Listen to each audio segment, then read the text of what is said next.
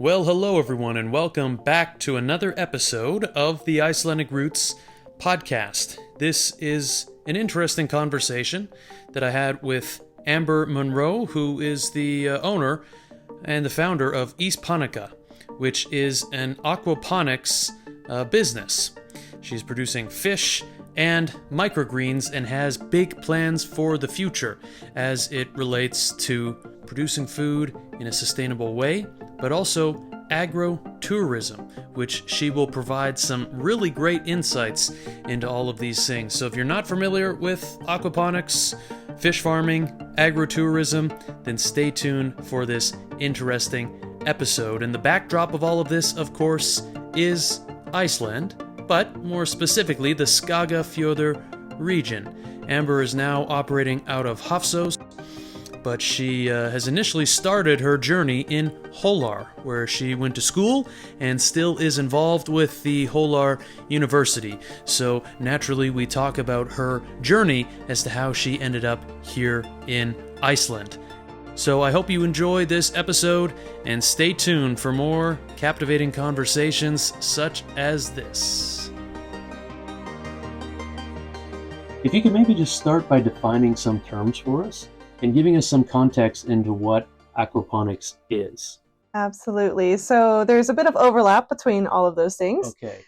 So with aquaculture, of course, you have your fish production or aquatic species. So maybe not just fish, but things that live in the water, shrimp, clams, oysters, those kinds of things. With aquaponics, what you're essentially doing is taking the water from these aquaculture systems where you're having these aquatic species, these fish, and you're using that water to grow vegetables, to grow food.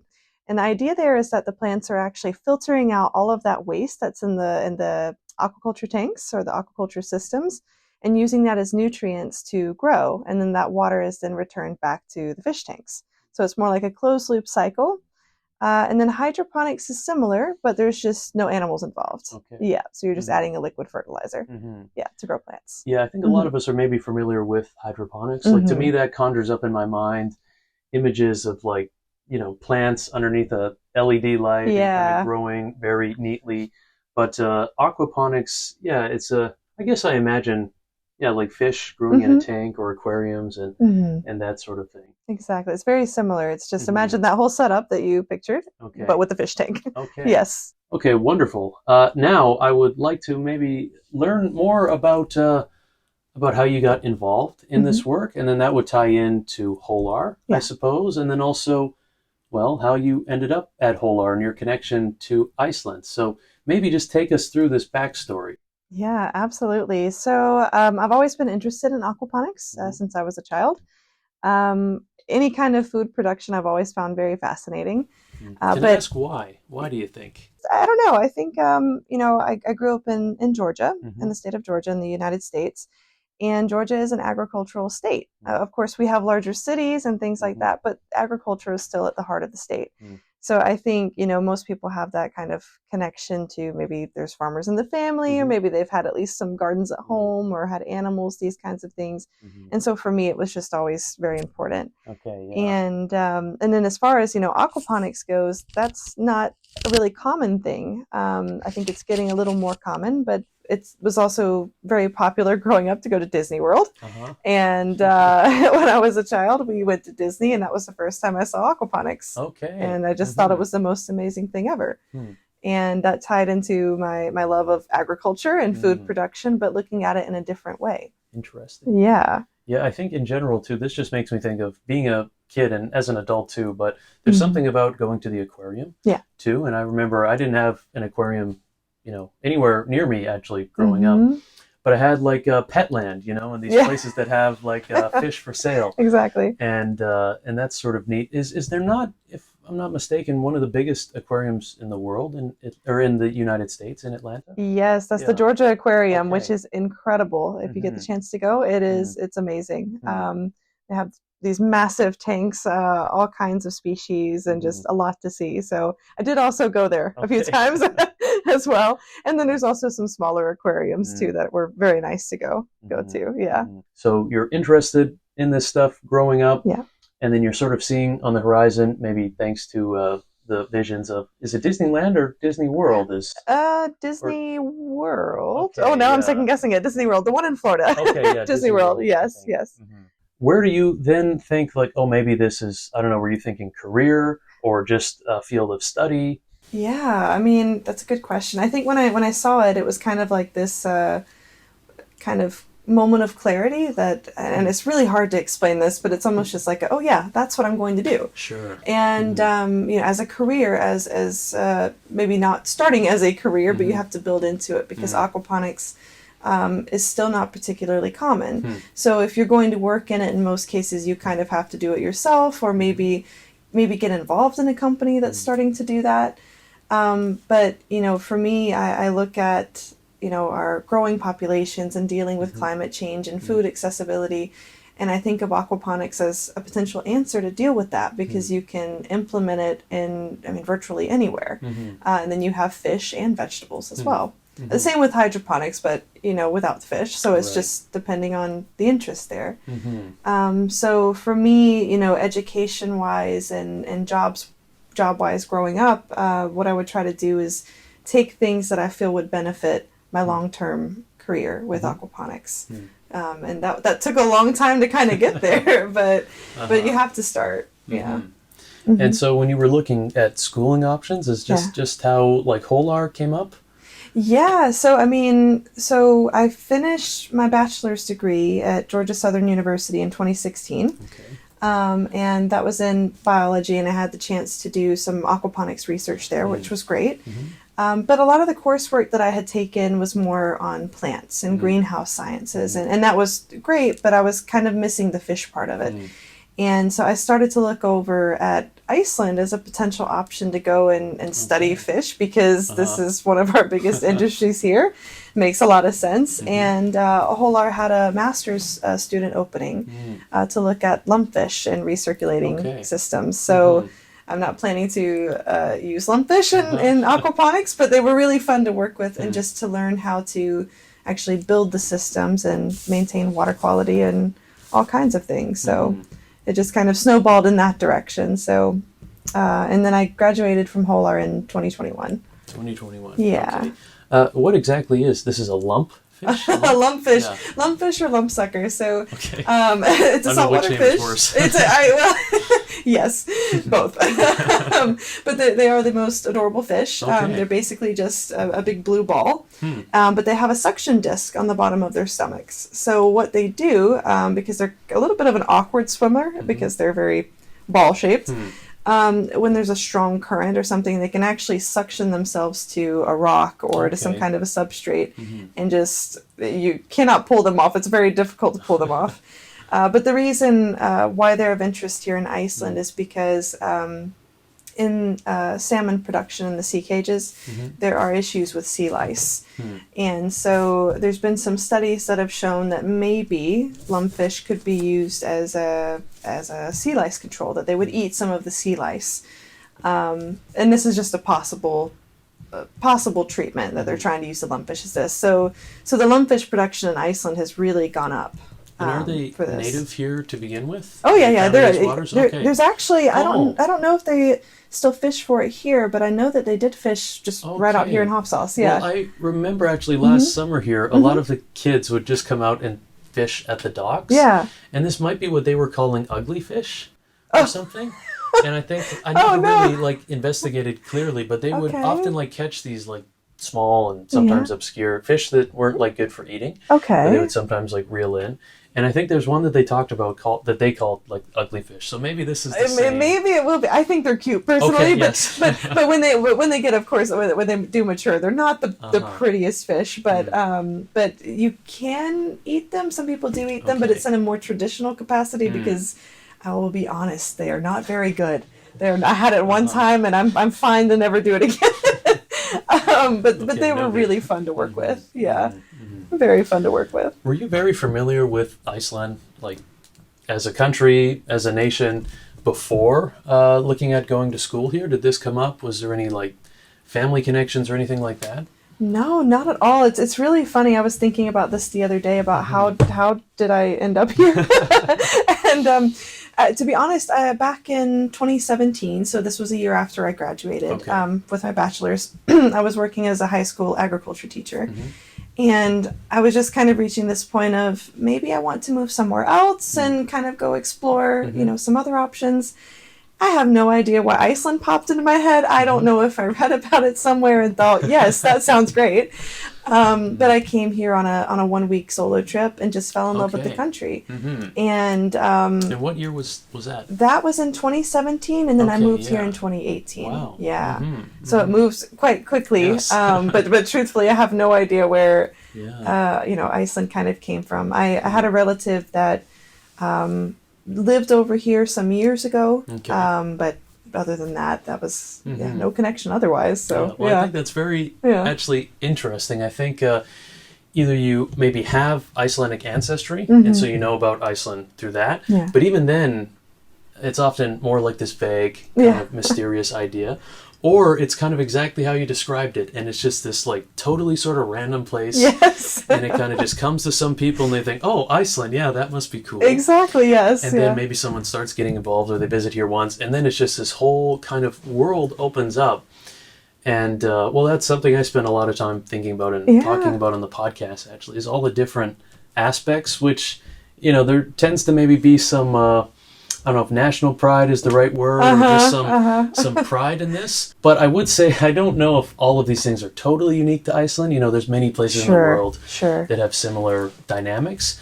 But a lot of things come together in Iceland that does make it rather unique. So maybe is there anything more actually you could say about the Hólar University? I think a lot of us or those listening to the podcast will actually be familiar with Hólar for like its historical purpose and the bishopric and the church there and that sort of aspect to it, but maybe not so much on the actual university, other than we're maybe familiar that there's like equine studies and a lot of like horse-focused work that is done there. Absolutely, yeah. So Hólar is incredibly historic. I don't think I realized how historic it was until I went to a museum in Reykjavik, and half the museum was filled with stuff from Hólar. So there's definitely a lot of history there, and we are a smaller university. I'm still working there now as the international coordinator. And for such a small school, we're very international. So we do have a lot of Icelandic students, but we also have students from Canada, Germany, the Netherlands, France, from all over, and the United States, of course. But, our three main study lines, we do have the equine program. We also have the aquaculture and fish department. Okay. And then the Department of Rural Tourism. So there's three departments that are really quite active in doing different things. And I would say, the Hólar is kind of a mesh of the community and the school because it is so small. Yeah. So the population can actually double when school is in session. Okay. For being such a small school in the north, we're actually quite involved in many different things. I have visited there a number of times and on a couple different tours. So I was lucky to actually go into the church and see some of the artifacts there and hear from, I guess, maybe the priest, you might call him, or the person who does services at the church there. But then also when I was on the Snorri program 2 years ago, we stayed there for 2 nights, just sort of in like the dorms, which I guess would be used for students. That's right, during the school year. And it was my first time there at that time, and I was a little confused, like, what is this place? Is this like a university? Is this a town? Like, it's both. It also kind of feels like a farm too, right? Yes. There's like fields and horses out there. Yeah, and that's part of Hólar's history, is that it was an agriculture school, and then it's kind of evolved over the years into what it is now, which is a university. So it's definitely changed, but it's stayed in touch with its agricultural roots. And there's horses everywhere. There's plenty of other local farms around. Like with the rural tourism department, for example, that's a perfect place to kind of study this because we are in a remote area of Iceland. So they're able to kind of be creative and how can we draw in the tourists? How can we welcome people from abroad as well as within the country, to come and see what's going on in Hólar and the history. And yeah, I mean, we don't even have like a grocery store or anything. We do have we have the cafe, and we do have a microbrewery and a pub. Okay, so we've got, we're good. We got that covered now. Yeah, so there's talk a few about things. closed loop systems. Yes, that's right. Yes, we have all that we need. Yeah. Yeah, no, it's really, and there's also a beautiful kind of a forested area. Yes. And some of the larger trees to be found around in Iceland, I would say. And I've enjoyed walking through the trails there. And it's a relatively small forest, but there's some areas that are quite nice and picturesque. Yes, it's definitely maturing, which is nice. I know that there's definitely been this big movement to reforest across Iceland, and the Hólar forest is definitely growing and is a very healthy forest to have. So we often go cross-country skiing in the winter through the forest, or snowshoeing, hard word to say, snowshoeing. But there's lots of bird watching and some Arctic foxes around. It's really, really nature-oriented. So there are a lot of people that come just to walk around in the forest. It's quite nice. Yeah. How many students roughly would go there at any given year? That's really tricky to say. I would say a few hundred. It kind of goes up and down every year, just kind of depending on the program, but at least I would say between 200 to 300. Okay, at least. Yeah, at least. And again, like more specialized. More specialized, yeah. Yeah, okay. Yeah. Also, some great food too. I've eaten at the Cafe Hólar. Yes. Sometimes. So that maybe can tie into, perhaps the next stage of your journey. And, you're going through there and doing your studies and working on lumpfish and that sort of thing. Yes. At what point were you starting to get more serious at taking what you were learning and actively doing some aquaponics and getting some things going with that? Yeah, I mean, as I was kind of finishing up my studies in 2021 and getting ready to graduate, I was thinking about the next steps. And in Hólar, there's actually this old barn. We call it a fjós in Icelandic. And basically this barn had just been kind of sitting mostly empty, for some years. And the original part of the barn was built in 1914. So quite an older building. Okay. And then the newer part that I was kind of looking at, maybe setting up an aquaponics farm in, was built in 1948. So there's some history there, but the part of the barn that I was looking at doing, was moving into with our farm, used to be a public aquarium. Okay, wow. Which actually worked out perfectly because a lot of the aquariums were still in place, just needed to be cleaned up. And so I thought, okay, well, this space is empty. I want to raise fish and do aquaponics. I need something that's already built because, you're on a budget when you start up a company. So for me, I was just mostly looking at the next steps after graduation and what opportunities were available. And so I took that plan to the school, and they reviewed it and they said, yes, go give it a try. And it's worked out quite well since then. So that's where I've been for the last 3 years. It's in the bottom of the fjós. Yeah, wonderful. Part of the fjós. And what sort of work have you been doing in there exactly? So mostly it's been just kind of experimenting with what we could grow. The fjós needed a lot of work and in terms of repairs and things. So it was a little bit challenging area to grow in, temperature wise. So I needed to grow something that would grow fast, that I would be able to harvest relatively quickly. Not something I'm necessarily growing for 3 months, in case the weather gets a little cold and there's some changes. So I started with microgreens, and you can harvest those in a week or two, very quick, which is great. And then fish-wise, we've been growing mostly goldfish and then recently tilapia. So we're just trying different kinds of microgreens, even tried some mushrooms in the systems. And that was fun to play around with just to see.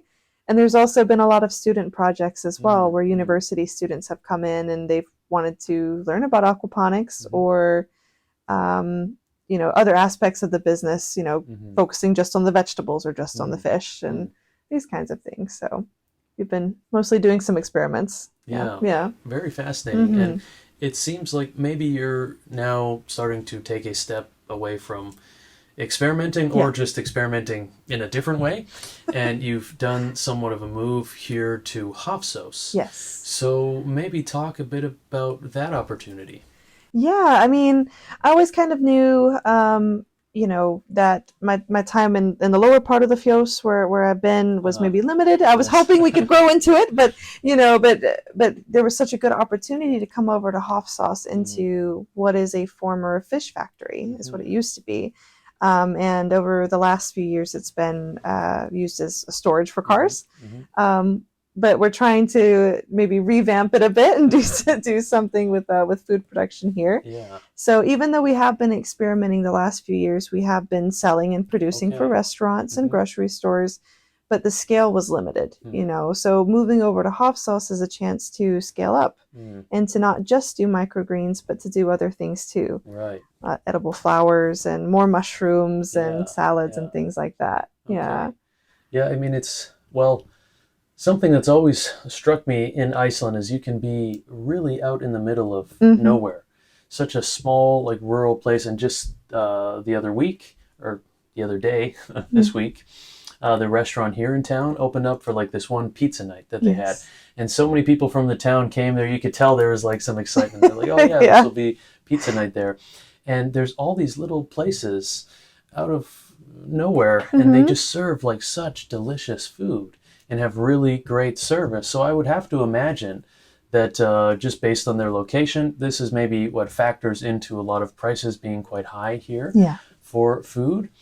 And I could imagine that there would be quite an interest in a lot of these restaurants getting something more local or even incorporating something new that, maybe they would like to have garnished something with microgreens or had some like specialty edible flowers, but just to get them and the amount of work that it would be to get those from wherever else would maybe make it not feasible. So I could see how this could sort of really fill that kind of need. Is that really part of your vision with this? Absolutely. I mean, with the microgreens, I always thought it was a great way to start the business, but I didn't expect to, live on that forever, especially for the municipality here. We are rural, we are small. So I think having some diverse kinds of vegetables, things that we can offer is always of interest. And what's been wonderful is the support from the local people, local restaurants as well. I mean, they've reached out quite a lot, hey, do you have something that you're growing that we could put on our plates,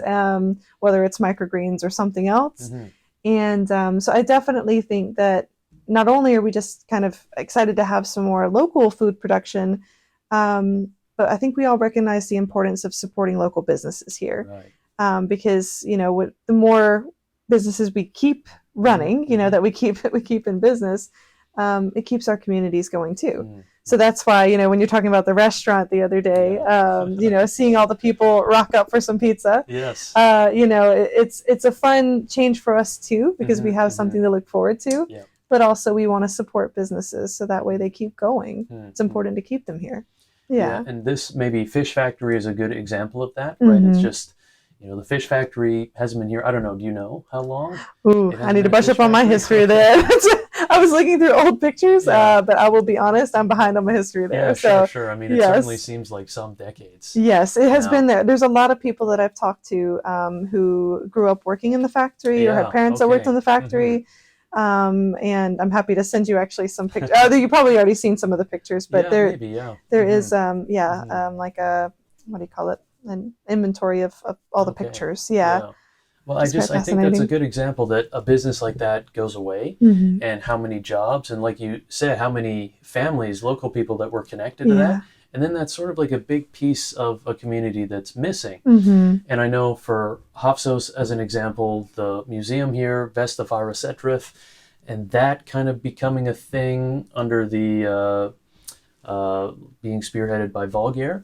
That has brought a lot of life to this town that might not have otherwise been here if there wasn't something like that. So there's either, mentioning like tourism and the work and research being done in Hólar and these sorts of things, and just Skagafjörður in general. There's like so much history just looking out at Drangey every day and just knowing how historical that place is in terms of Grettir Saga, and just like a really beautiful place too. There's Glumbyr, not too far inland.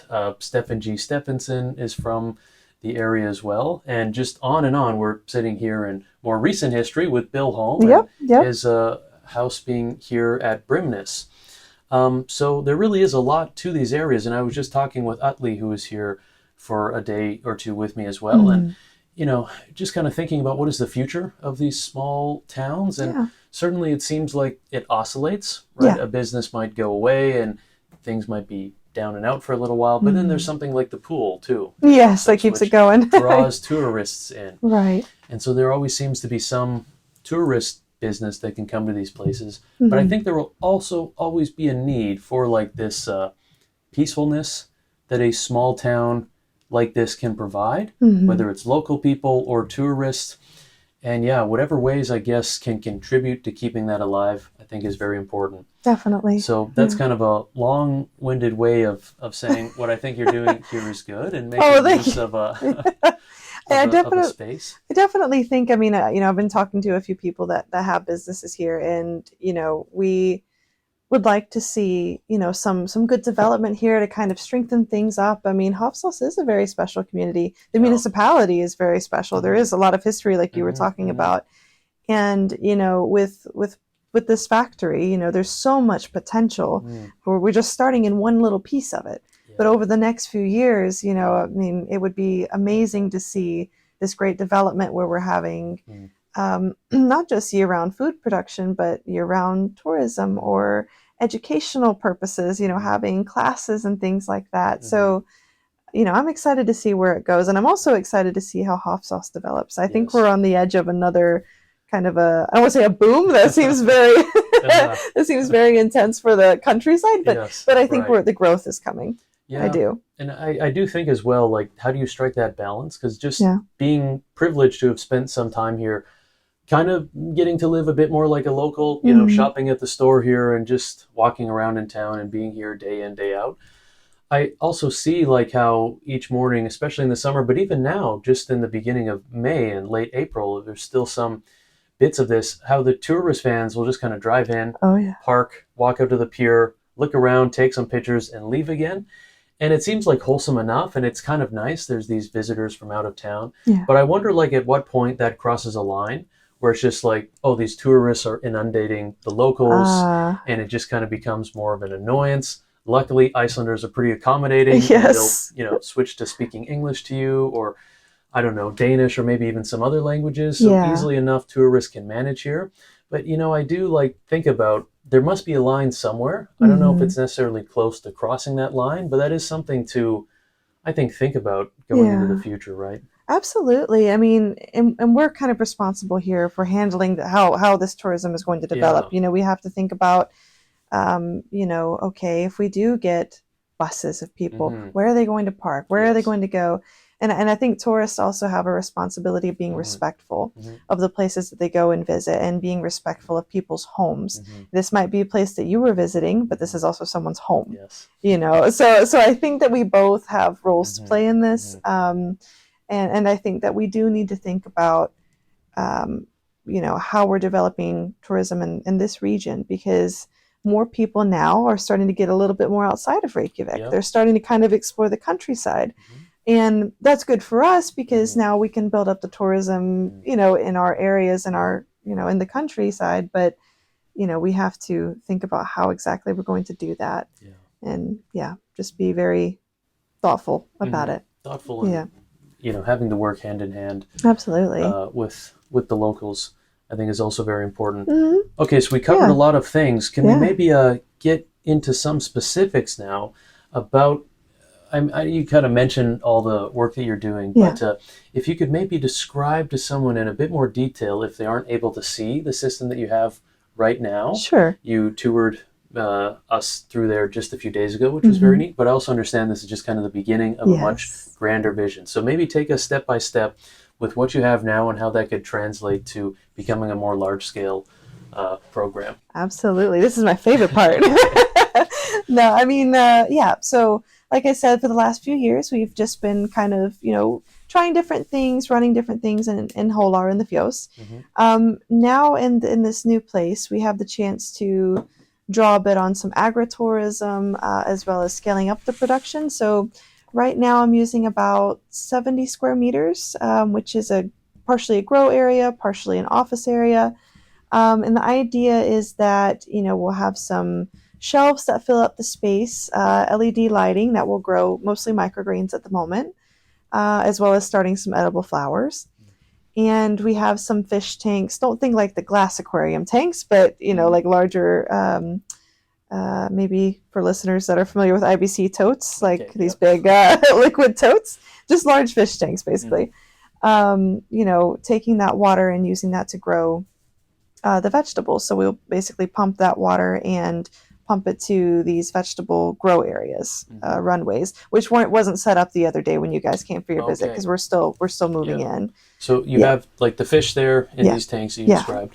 And then what is that process of, you say, pumping this water? Do you have to like filter that out at all, or can it go in just as is with the fish waste in it? Yeah, there's a couple ways you can do it. When you have larger and messier fish, which my fish are, it's always a good idea to have like a solids tank, which will take out the solid waste. There's some human noise, which you don't often hear. There's a helicopter. No, it's a helicopter flying past. That could be from Deplar, maybe. Yeah, that's I experienced that last summer. Yes. It's the very wealthy people at the Deplar. Yes. Talk about tourism. And there we go. Money, and also, sorry to get sidetracked. No, it's fine. But also impact on locals. Yes. There's been some controversy with the helicopter just kind of coming in and landing really close to town. And, a helicopter gets close enough, and all the windows in town, like these are older buildings, that kind of pressure can sometimes shatter windows, is a risk. And then they come there and, drive people down in their big SUVs to the dock here and go out to drawing in. I was just going to say it was to the island. Yeah. And which, fair enough, but that's maybe just, something that we were just talking about with the balance. But who knows? Maybe it's like it could also be rescue team too. Yeah. Or maybe just some other thing. But anyways, exactly. I just got interested because normally it's so quiet. I know. You don't hear these sorts of things. And that's the other thing too about here, where it's very still. Yes. So if you can hear something totally, quite far away, and especially in the winter, we would laugh because with the snow, and you could hear something in the back of the Hólar Valley, all the way at the front, because it's just still. So that's just Iceland, very quiet and peaceful. Okay, exactly. So I sidetracked you there. No worries. Yeah, taking the water from the tank to the plants. Yes, yeah. So there's a couple ways you can do it. I've tried it a couple different ways where I just have a pump that takes the water up to the plants, and they're just kind of in this runway, and then that water just gravity flows back down. So you don't even need a pump to bring it back down. Wow. It just comes back down into the tank. So you can do it like that, or what you can do, which is better for larger fish, is that you would have some extra tanks that would help pull out that solid waste. So whether it's, fish feces or leftover food or whatever it is, to a different barrel. And then the actual water would just go up to the plants. Because if all of the debris that's left in the tank goes up to the plant area, then it just gets very dirty and it's not very nice. But essentially everything that is in the tank, all of the fish waste, and even like leftover bits of food or whatever is in there, can all go in and be really good nutrients for the plants? It could be, with the solid waste, depending on how much you have, like some people can you can actually take out the solid waste and use that as fertilizer on like soil, so that's something that I'm looking at doing. Having on the side some soil-based plants, so not necessarily aquaponics or hydroponics, but that would be a nice way to actually still use the fish waste in a way as like a solid fertilizer to go into the plants. But it's best if you can remove as much of the solids as you can, just to keep your system as clean as you possibly can. And at the moment, we have goldfish and tilapia. The reason for that is goldfish were easy to get my hands on, and they're quite forgiving when systems are kind of getting balanced, so they can deal with water changes quite well. The tilapia, because really no one is raising tilapia here. It's just a bit of a different fish. And that's something that I grew up using. I didn't grow up using in aquaponics, but it's something that I knew a lot of people were doing with tilapia in aquaponics, because they grow very well. Would you say is that maybe the most commonly used fish? I think so. I think so. That and honestly goldfish. Okay. But what I'm hoping to do this summer is to kind of have a little bit of a shift over to a more Icelandic fish. So looking at Arctic char, and doing some experiments with that. And that will take some trial and error with what I can grow, because it's much colder water than goldfish or tilapia. And is that been done before? Do you know of examples of using Arctic char in these aquaponic Yeah, I think people have done it maybe outside of Iceland. There Uh-huh. maybe have been a few pop-up systems here and there where people were trying something, but Sure. as far as like a commercial scale goes, no. I mean, Mm-hmm. no one's really doing this. And I'm hoping that if this goes well, if this experiment goes well, and we can prove that this does work, and Uh-huh. we can use an Icelandic fish for this kind of vegetable production, that other fish farms in Iceland will start thinking about what they can do with their wastewater, Mm-hmm. because there are farms much bigger than what I'm producing. Mm-hmm. And there's a chance for them to have an even bigger impact on reducing how much vegetables we're producing, Mm-hmm. how much food we're having to import. Mm-hmm. So, yeah, so we're just kind of slowly building this and getting more complicated with it.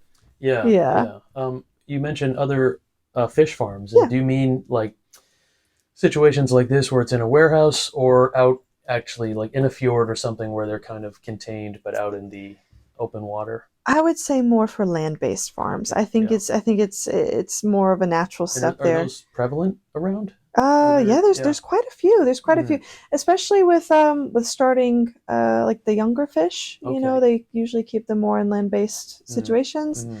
You know, and I have heard of a few farms that are actively exploring. You know, hey, what would it be like if we did build a greenhouse nearby Right. and we're Yeah. able to take that water over Hmm. to the greenhouse and use it? But, you know, I think it will take some time to kind of put that infrastructure in. Mm-hmm. And I think the incentive has to be there for these farms to do that. Mm-hmm. So, and that could be maybe they're having trouble controlling the nutrients in their wastewater, Mm-hmm. because we're supposed to be conscious of what is in our wastewater that we're releasing. Mm-hmm. So if there's something that's really high in nutrients, you could Mm-hmm. potentially use that to grow something that will Mm-hmm. take up those nutrients. Right. So you can Right. use targeted, even if it's not full circle aquaponics, you Mm-hmm. can use it as a wastewater treatment. Hmm. And then that water could then be released Yeah. after the Interesting. nutrients are kind of taken up. Yeah. Mm-hmm. So Yeah. wastewater treatment, but then also benefiting from it too Exactly. by getting some Exactly. nutrients. Yeah, when we did this tour last September with Icelandic Roots, we went out to the east, all around the island Yeah, actually, which is yeah. my first time doing that. And in the eastern, some fjords, or I don't know which was which in that area, There's a lot. but I remember seeing in maybe a couple different fjords the like fish farms, and I was under the impression that these were for salmon. Yes. And there was one local person that kind of expressed some disdain towards them. I don't know if she just thought it was like an Yeah. eyesore or if there was more to it. Yeah. So, is there kind of a mixed ideas about if these are good or not? Very much so. Mm-hmm. Very much so. And this is hotly debated Mm. across Iceland and Uh-huh. abroad. You Mm-hmm. know, for a couple of different reasons. You know, people are concerned about, is there an environmental impact? What is the environmental impact? What about the welfare of the fish in the in these cages? You know, and honestly, it depends very much on who you talk to. Mm-hmm. But I know that this is something that's kind of an ongoing Mm. and evolving situation. Yeah. And I know that a lot of people have strong feelings about it, whether this is the right thing to do Mm-hmm. or not. And I am by no means an expert in the sea cages. Mm-hmm. Mostly, I tend to prioritize land-based systems, Okay. Yeah. because that's more of my interest. And in my opinion, I feel like you can have better control Yeah, I over a was just going to land-based say, it system. seems like in terms of concerns about environmental Yeah. impacts, Mm-hmm. you know, when it's just in a warehouse, you can see Yeah. if it's having an impact Yes. on anything else. Yeah. You know what's coming out of it and going out into the environment. Mm-hmm. Whereas when you are out in the open ocean, I think it would be much more difficult to know, like, is this affecting, Yeah. I don't know, the ocean's complex, right? And marine biology is very complicated. So it would be Yes. hard to know exactly how this is impacting all the different dynamics. Yeah, and I know that there's a lot of research that's ongoing with this. You Mm-hmm. know, like I mentioned the sea lice situation earlier, and again, I can't speak too much about it because it's Sure. not my Mhm. it's not my expertise. But there's a lot of complicated factors that are going into it. You know, feed sources. You know, where's the feed coming from? Right. You know, parasites and diseases and things like Mhm. that. How can we control these and make sure that not only are we getting a good product at the end, but Mhm. also taking care of the animals as Yeah. well. Mhm. And I think that also varies quite widely depending on where you are, you know, in the country. Like I know in the West Fjords, for example, sea lice are a big problem, whereas in the East, it's not so much of a problem. So it can just vary quite widely depending on that. But it is definitely a big topic, and we talk about this quite a lot at work, actually, because of the aquaculture department, because I'm still actually partially working in the aquaculture department as well. Yeah. But for me, I think land-based systems are my preference. It does require more control, you know, more automation, more water quality control, because you are growing in tanks. You still have to watch out for diseases and any welfare issues. Of course, they're still your responsibility. So that is true whether it's a sea cage or a land-based, you know, situation. You have to very carefully monitor the welfare of the animals. What is something you would look for a happy fish? A big smile. No.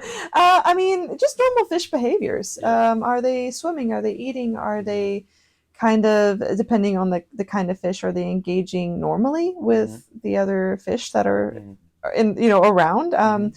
Because truthfully, for a lot of the fish that we are producing, would they naturally live in these densities? Yes or no? You know? Where do goldfish live naturally? Mostly kind of in ponds, you know? And that's actually I've changed the tanks a little bit since you guys were there the other day, but I've added some rocks and some substrate and some different things, because for me, having a more enriched environment is more of my preference. Whether or not that makes them happier, I don't know, you know, but I can tell a little bit from their behavior whether they're less stressed or more stressed. And what I've noticed with the fish that I do have is that by giving them places to kind of hide or feel like they're not totally exposed, they seem to be much more relaxed. That makes sense. It does. Again, it's hard to entirely relate, but it is still a living being. And I think fish probably have a bit more, maybe, I don't know what the right word is, intelligence that we could relate to. Yes. As opposed to, once you get into some more obscure, I never know about starfish, you know, for example. I really try to struggle, like, does this thing, like, is it perceiving its environment, you know? But fish, I would say, you can kind of maybe tell, and it would make sense having more, like you said, like rocks and places to hide. I would imagine that displaying mating behavior and successfully reproducing would be a really good sign. Absolutely. And live in an okay environment. Absolutely. And that's actually something that, kind of going back to the university in Hólar, we actually have a team of people that study the behavior and personality of fish. Wow. They actually do. So they look at the effects of enriched environment. You know, if we put some plants in, if we put substrate, how does that affect the behavior of the fish? If we put fish into certain situations, are they making decisions to do different things? So it's, and again, not my expertise, but it is fascinating to know that this is being researched and the results have been very interesting. And it's been enough to make me realize that, you know, for the setup of my fish, that I would like to have kind of a more natural environment as you can in a tank. You know, it's, and the same with the tilapia, you know, in order for the kind that I have to breed, they're cave spawners. So that means that I then need to have some caves or have some pots or something, you know. So it is important to be connected with whatever you're growing. I guess, and especially so if you are, you know, planning to have some, as you say, agro-tourism and, you know, showing these areas to people, then that kind of sets the precedent, right? If this is the first aquaponics setup someone has ever seen, and they see this space where there's a lot of enrichment, it's a more natural environment for the fish, then, you know, then they may look to other businesses doing that and try to hold them to a higher standard, perhaps, if that is what they see. Absolutely. And this is, you know, so I'm actually supervising a master's student at the moment. And she's interested in, this is a bit of a tangent, but it is connected, how vegans and vegetarians feel about aquaponics. Okay, that's very interesting. And it was she brought the project idea, you know, to me, and I thought, this is different. I like this. What she was wanting to try to figure out, and this is an ongoing project, is at what point would someone who is totally against using fish kind of say, well, yeah, you know, depending on the situation, is it okay? You know, having some enriched environment, having something like this, what would be the acceptability of it? And also too, do people actually know what aquaponics is? Yes. Because she's been conducting these interviews and doing this research about it, and most people think aquaponics and hydroponics are totally the same thing, or they think we're talking about hydroponics and not realizing there's fish involved. Yeah. So it's been I think just kind of making people aware of that you can do aquaponics in a responsible way and raise fish in a responsible way. The one challenge that does come from this is that, if you're looking to produce massive amounts of fish, aquaponics is maybe not the way to go, because you're compromising with fish and plants. Yeah. But it just depends on the scale at which you're wanting to go. Yeah, and scale gets complicated with all food production aspects. I think, well, we could really go off on another tangent, but I think it's really interesting looking at the food systems in Iceland. Yeah. And I don't know the numbers, but they still do have to import a lot of food. Yes. But I have taken a lot of pride being able to spend, relatively long periods of time here and eating almost entirely locally produced foods. So whether that's cucumbers or tomatoes, carrots, mushrooms that are all locally produced, and a lot of them, I've been around enough, some of these greenhouses I actually know the location of. Yes. So it's like, oh, cool, I know where this is from. And then, of course, the lamb that is just, you see the sheep out in the fields. And most people, if you spend enough time here, you'll get to visit a sheep farm and actually get to know some of the farmers. And I think that's a wholesome aspect to, if you are choosing to eat meat, being able to actually know where the animal comes from, being able to see them, how they're living a pretty natural lifestyle here in Iceland. Yes. And also, I think another fascinating dynamic, which I don't know if this gets talked about as much, but this landscape here would kind of not be used by any other animals, especially any ruminant animals, if we didn't introduce these farm animals here, right? There is literally no other native land mammals. The Arctic fox is not going and eating the grasses. No. I don't think any of the bird species really are eating these grasses. So this is kind of, if you talk about closed loop systems or what goes into what, this is kind of a resource that wouldn't be utilized if it wasn't for mainly the sheep, but horses and cows that live here too. So there's a lot to the food system in Iceland, and a lot of things that I think they have lucky here that is not necessarily transferable to most places in the world. No. So there's definitely a stronger connection here to be able to, and I don't know how it would be if you're someone living in Reykjavik or in some of the bigger cities. I still think better than if you're living in New York. That's what I think so too. I think it definitely wouldn't be that difficult to go out and visit a farm or to have some connection there. We definitely, I know so many farmers that are doing all kinds of different things, and I love that, because it is nice to know where your food is coming from. I think that's a rare and special thing.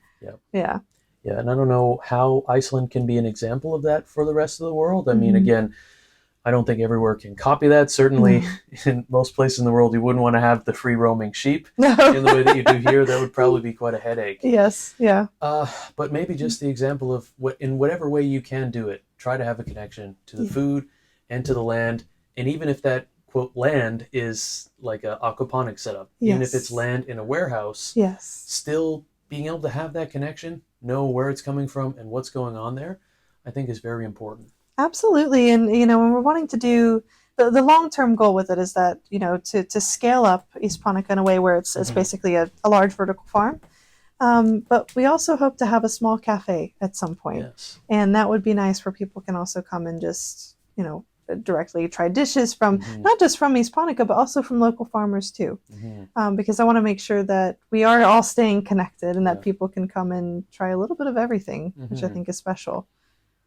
I mean, we covered a lot here, so hopefully those listening kind of are following where we're at and have this understanding of the things we're talking about. So I maybe have some other questions that you might have covered some aspect of, or that tie into just the work you're doing in Iceland in general. So I'll kind of fire these off. Sure, yeah. Get some more of your insight. So with geothermal, I often think, we were talking about greenhouses, and that's prevalent in Iceland. Is producing a lot of vegetables with greenhouses. Still, apparently not to the point that could feed the entire country, because again, a lot is still getting imported here. Right. I know that the greenhouses benefit from having a lot of times being able to use geothermal heat, as well as the energy being maybe cheaper than in other countries just to heat and maybe provide lighting and that sort of thing because of hydroelectric energy, which is abundant here. How does that pertain to or relate to aquaponics? Does this also benefit from maybe cheaper electricity? Is electricity even that much cheaper in here? I always imagine it is because it's, renewable resources. Yes, absolutely. So it definitely depends. I think that has been a struggle with some of the greenhouses is that despite using LEDs and yes, having renewable energy, the energy still costs. There is still a cost to it. So that has been a big hurdle that we are tackling, and I think it's getting a bit better, but we definitely have had to, appeal to lower the costs of this. As far as the aquaponics goes, like in the new location in Hofsós, we do have geothermal heating, which is fantastic. So it keeps the room nice and warm. You don't really use geothermal water.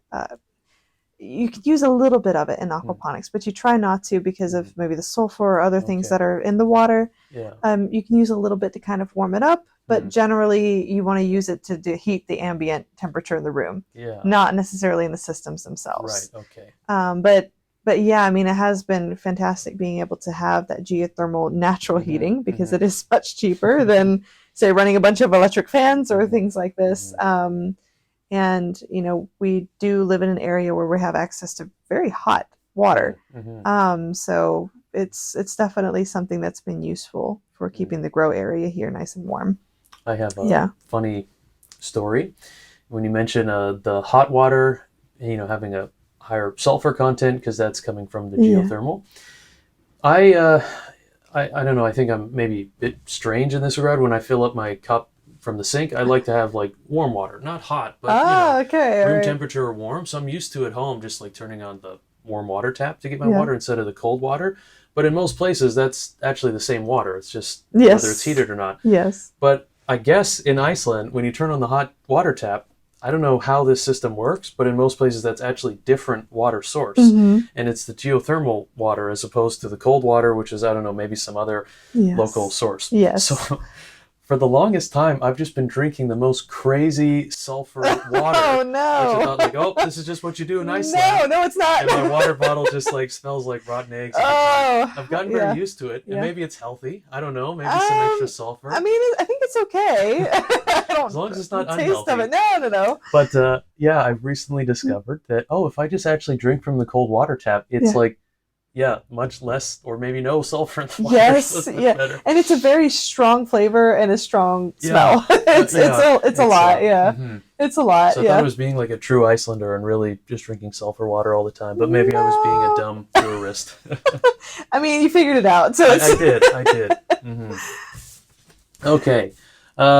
You mentioned some of the crops that you can produce and microgreens. Yeah. Maybe if someone's not familiar with what a microgreen is, what is a microgreen? That is fair. A lot of people are not familiar with what microgreens are. It is becoming a bit more known, it's but becoming, still kind of mysterious. Yeah. I think if you've ever gone to kind of a fancier restaurant, you've probably seen it sprinkled across the dish, but or like a health food store, they'll have them sometimes. Yeah, absolutely. But basically, a microgreen is just the younger version of a full-grown plant. So if I say that I was growing pea microgreens, for example, it's just basically meaning that I plant these pea seeds and then I harvest them at a certain point, maybe a week after they've started growing, a week or two. And they're packed full of vitamins and nutrients, much more so than their full-grown counterparts. And there's been very good research on that, showing that some microgreens would have at least 6 times more concentrated vitamins and nutrients than the full-grown, and in some cases up to 40 times more, depending on what kind it is. Concentrated because it's so just growing. Exactly. It hasn't used all of that energy yet to grow. I see. So that's basically all it is just harvesting something quite a lot earlier. And depending on the kind of microgreen, you can harvest them in a certain way and keep them growing. So you can then keep harvesting from the same plants. Yeah, well, that's very cool. It seems almost like hacking the system, so to speak. You're getting the most nutrients, and it's being able to keep producing. Yeah. And is that most vegetables that we're familiar with eating like full grown you can do as microgreens? For the most part, I mean, so we have a couple different kinds. Like we have kale, spicy salad, mustard, different kinds of radish, pea, flowers. I mean, there's all kinds of stuff that you can grow. And truthfully, I mean, there are some microgreens that are better off going full grown because the flavor is going to be a bit better. But the ones that we're growing, I mean, it's just kind of common varieties that we would know. And the same with lettuce as well. You could have lettuce microgreens. It's just something that's a bit, just harvest it early. And would you ever take some of these and like produce like full lettuces, for example? Yeah, I mean, I've tried it, and it does work. The thing with when you're ordering microgreen seeds is that most of them, they've been selectively bred to be at their best, when they're harvested earlier. But there's a few that I just left to the side just to see what would happen, and it was completely fine to produce. Tried some salads and some peas, and they were also producing their own peas. Wow. So in the end, it was fine. Yeah. Would you at some point be looking at maybe growing full vegetables, or would you always kind of maybe like to stick to microgreens? Yeah. So the next step is full vegetables. Okay. That's what I was waiting on, was to move to this new space. Right. Because I just have more space to grow into. And then I also have the ability to use natural light because there's windows. And it's a very light-filled fjord here. Very, yes. Hofsós and Skagafjörður. It is absolutely beautiful fjord here. Yeah. How maybe you can answer this. I've always thought about maybe Googling this question. Yeah. But have like houseplants sometimes that like never get direct sunlight. How is a plant able to grow without direct sunlight? I guess maybe I can understand in a lot of areas, especially the rainforest, there's such a dense canopy. Yes. And maybe some plants have evolved to not need direct sunlight. Yes. So, yeah. That's a good guess, actually. That's I mean, there's some plants that just thrive on just having just kind of, I don't know what you would call it, I guess like ambient light, kind of like there is light, and light is reflecting off of other things. And then funnily enough, when you put those plants in direct sunlight, they can't take it. Yeah, right. So a lot of it just depends on the kind of plant it is, but then also as well the structure of the, like, what do you call it, like the outer layer of the plants, how they're absorbing the water and taking in the light and everything. So like here in Iceland, most of us at some point in the winter, we huddle all of our plants in the window trying to get as much light as we can. But then the ferns and everything are doing fantastic just in their dark corner of the room. Yeah. Would you really have to supplement here with your plants that you're growing during the winter months, when even if there is lots of sunlight? Well, and maybe, in the summer, is there an issue with the 24-hour lightness? Yes to both. Okay. Yes to both. It's I mean, it's a bit difficult. So microgreens, for example, they are sensitive to heat. If they get too hot, they can wilt, or it can bitter the flavor. It can change the flavor as well, or it can cause them to grow too fast, too quickly.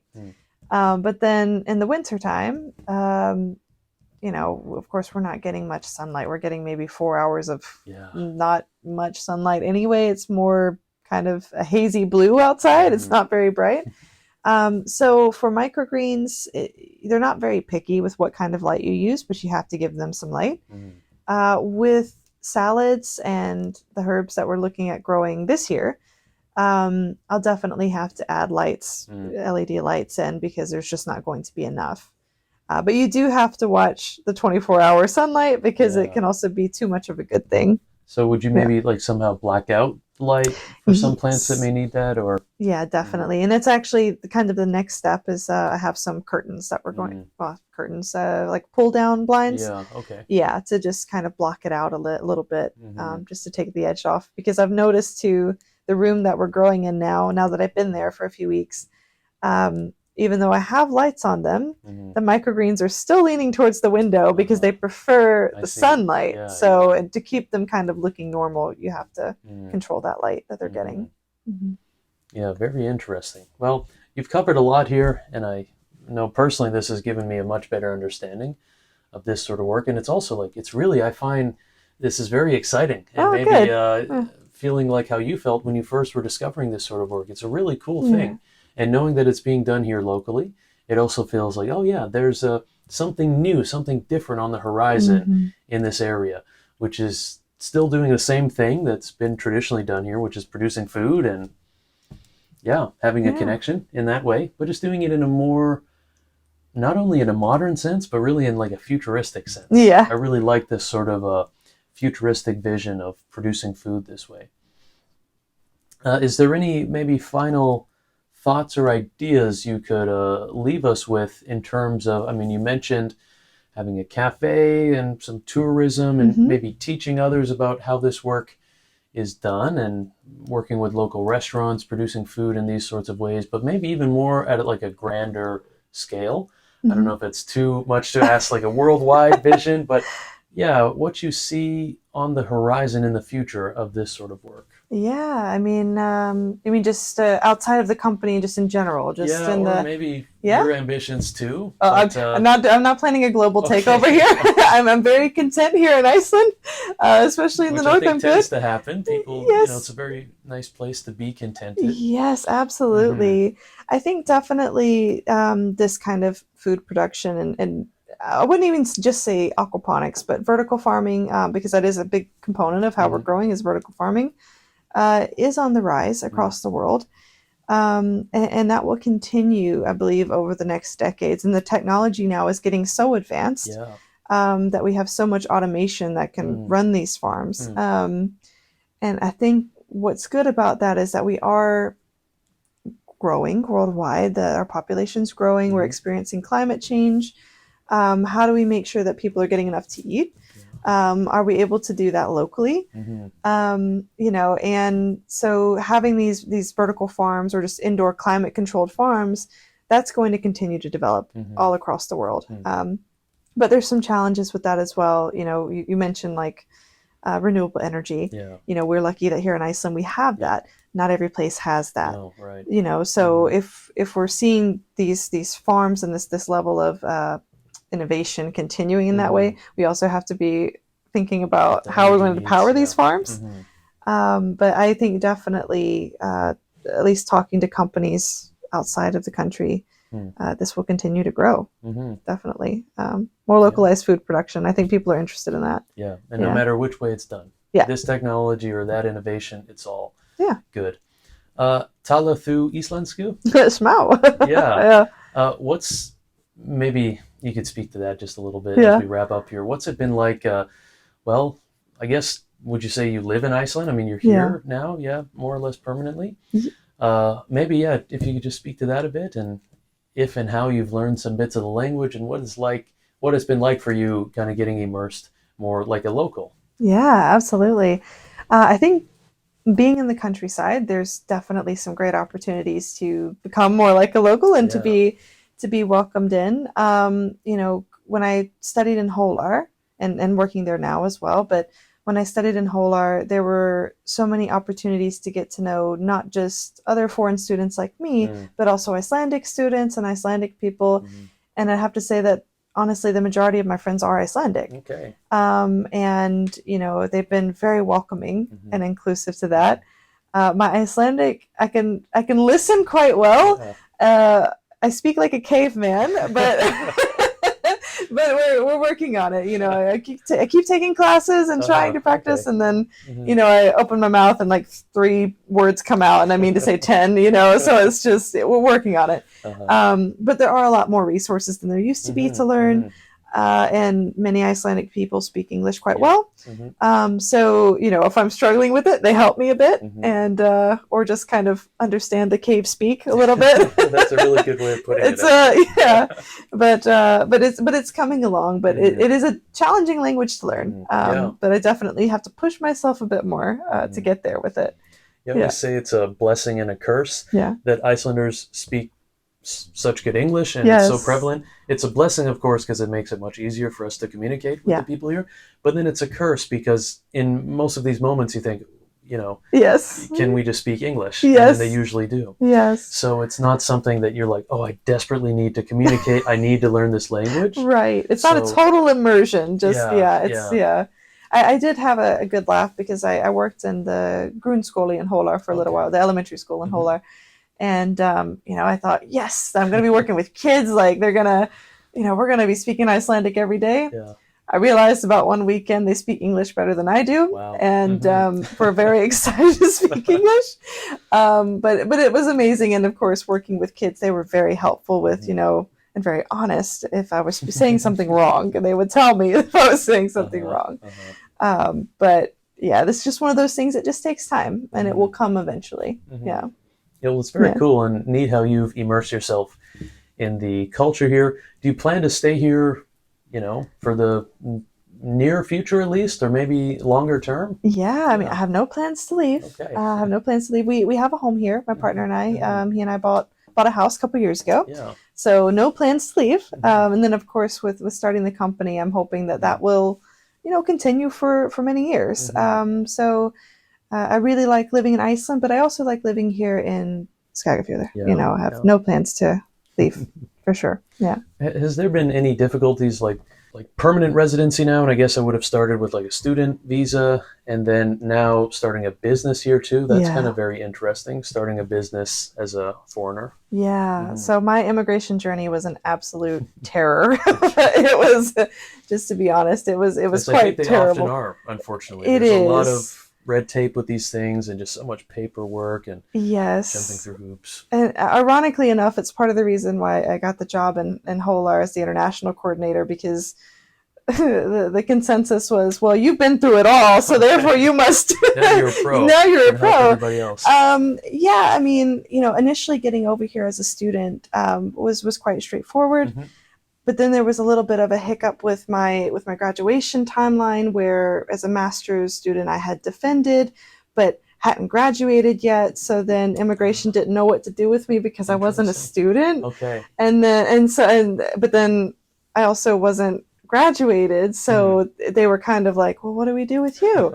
And so that was the beginning of 2 years of headache. Wow. And then, eventually that got settled, but then I applied for a permit based on cohabitation with my boyfriend, who was here before Brexit. Okay, but he's British, so he's British. That's so you can see where this is going. So then I had to kind of go round and round, and I said, well, he's got basically permanent residency because he was here before Brexit, and they said, well, you're the first spouse of a British person to apply, and I was like, can you guys please just let me stay. Set a good precedent. You said it's literally like 2 times that happened, and so after 2 years, finally now I'm back on track.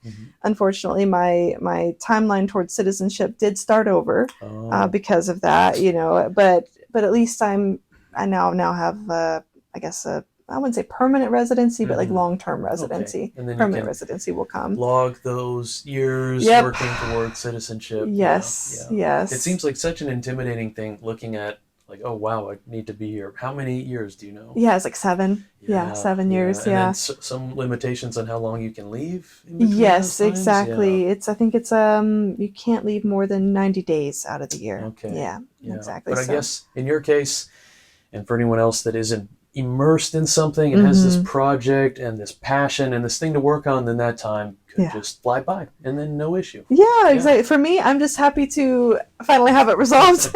So I'm okay with that. And as far as starting the business, that wasn't a headache or anything because the business was not the basis for my residency. Okay, I see. So if you're trying to kind of do that as a basis for your residency, then it gets more complicated. Just matching timelines up. Right, exactly. And, doing it in that way. But because this was more of a side thing, it wasn't a problem. And I guess I'm sure just doing it kind of involved with the university, but outside of it, but being connected in that sphere, I'm sure has helped in terms of knowing someone and getting people to help out. Absolutely. Yeah, everybody's been very helpful and just giving good advice and how to look at it. And luckily, since all of that has happened, I've been working with American students, and it seems like things have relaxed a bit. So I think they're kind of like, okay, maybe we're overcomplicating things, and I'll be honest, I'm not knocking immigration or anything. They have a